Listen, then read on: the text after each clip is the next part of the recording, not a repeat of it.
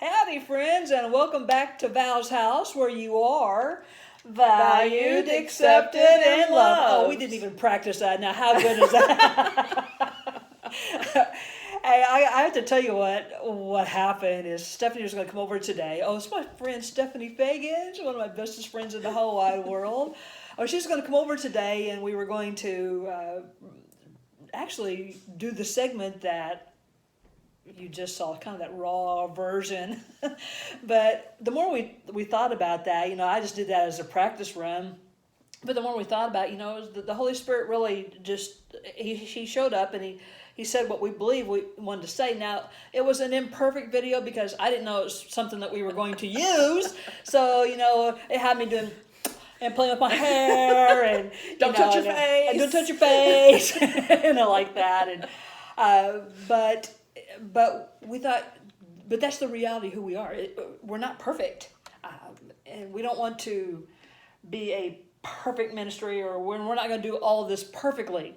Our goal is that we really want to serve the one who is perfect. Amen. And I told Steph, I showed her the what I had recorded earlier, and she goes, "Dang, that's really good. It's really good." So she goes, so we're thinking, okay, so what are we going to do with our time then? Because we're going to use that imperfect model.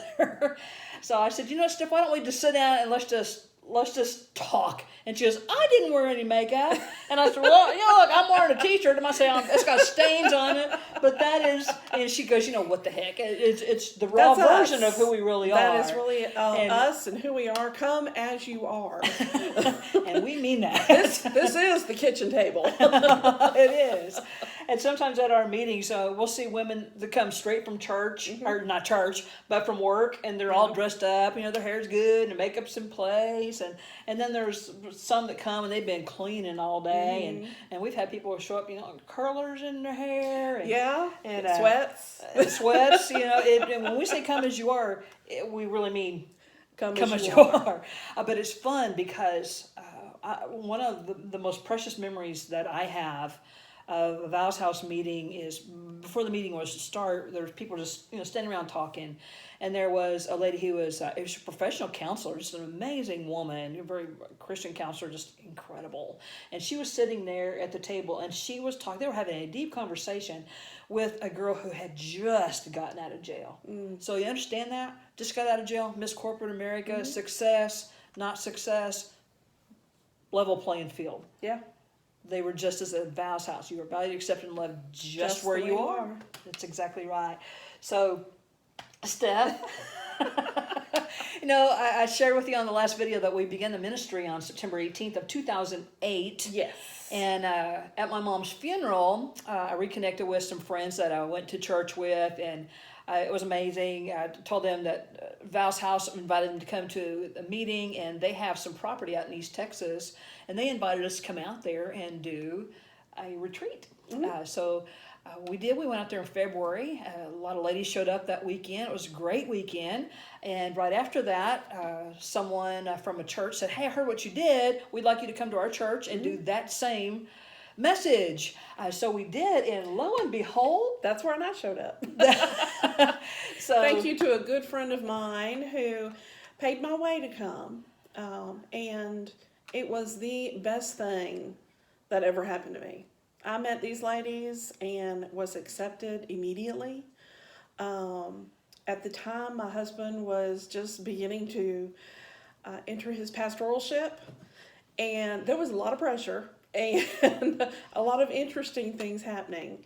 But these ladies were just wonderful and cared and didn't care where I was coming from and just accepted me as I was. And it was such a big help. And I really appreciate that.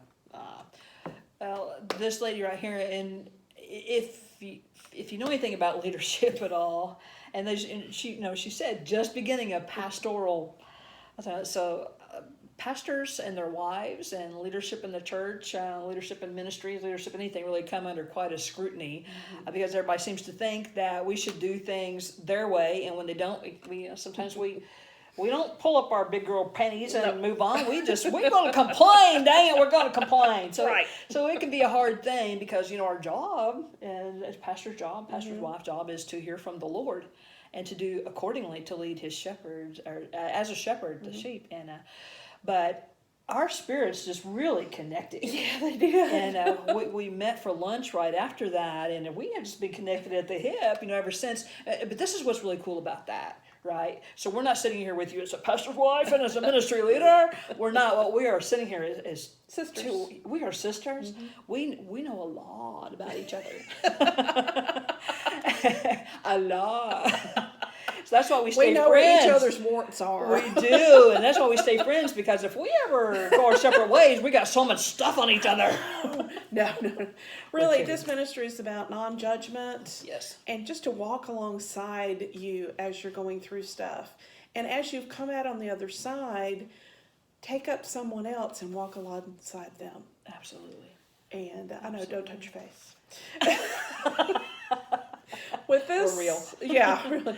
With this coronavirus and everything that's happening right now, we just need to continue to lift each other up, support each other, support small businesses, support ministries. Yeah. Absolutely.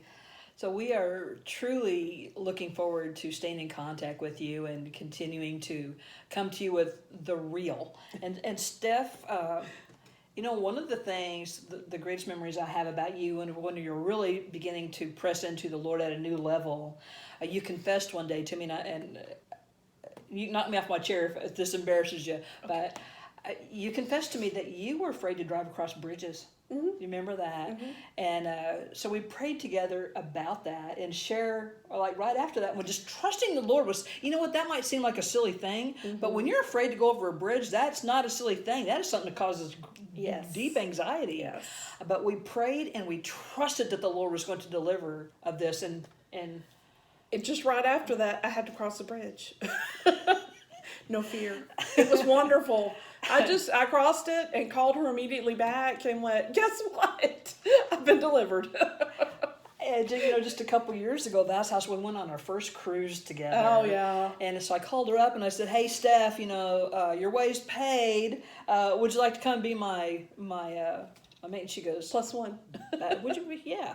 And she goes, balcony room? Balcony room. Balcony room? Now, afraid of heights. Afraid of heights. Was afraid of heights. But this is what, when we first walked in and we saw the room, she was like, okay, I was on the other side of the room. But slowly and surely, I made it across the room, opened the door, stepped out onto the balcony, and then stepped over to the balcony edge. And by that time, just the view was absolutely beautiful, and I had a great time out in the balcony, so I'm telling you, I'm good. By the time the cruise was over, it's like, yeah, leave the door, coffee out there, leaning over, hey, what's going on there?